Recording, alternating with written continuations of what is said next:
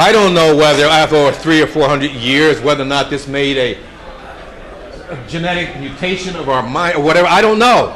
I don't know, because sometimes you look at the Malays in the black community sometimes where we don't take advantage of situations that I don't know whether or not over the years, over that 300 years or so, that there was something that took the fight out or whatever it is. Because I know that in this country, though, there were people that led revolutions and whatnot. We must understand that very carefully.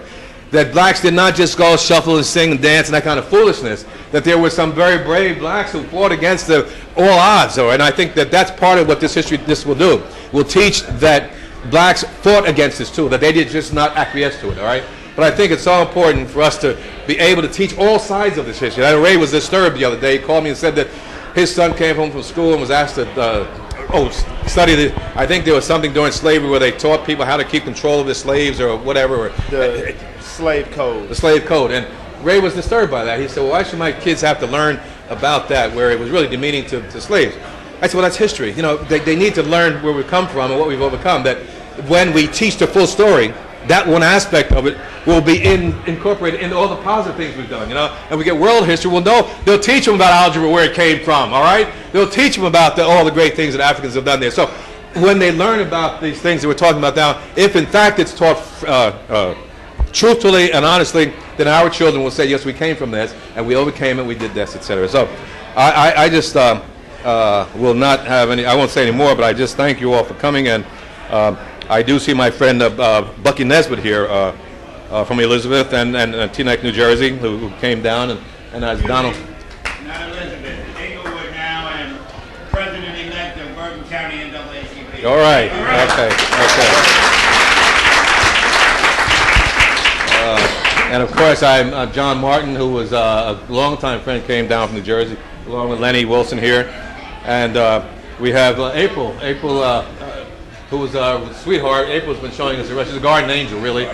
She's an attorney, but she's in business down here. And I just want to thank people like that. And I know, I hope that we will be able to move this across the country. I hope that we'll be able to change things. I don't want anybody to say it can't be done. Of course it can be done. You know what? And I say, if not now, then when? If not us, then who?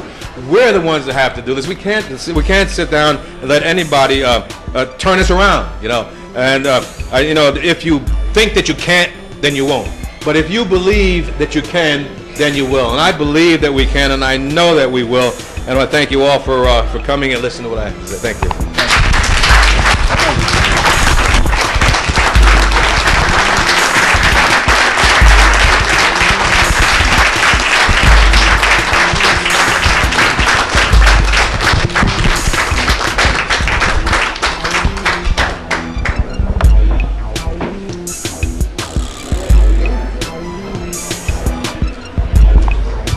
Well, you all have just experienced another part of history.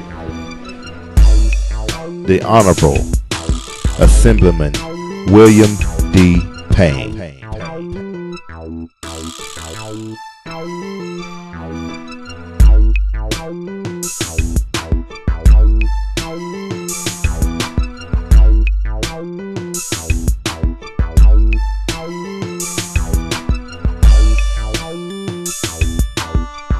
The Honorable Assemblyman William D. Payne.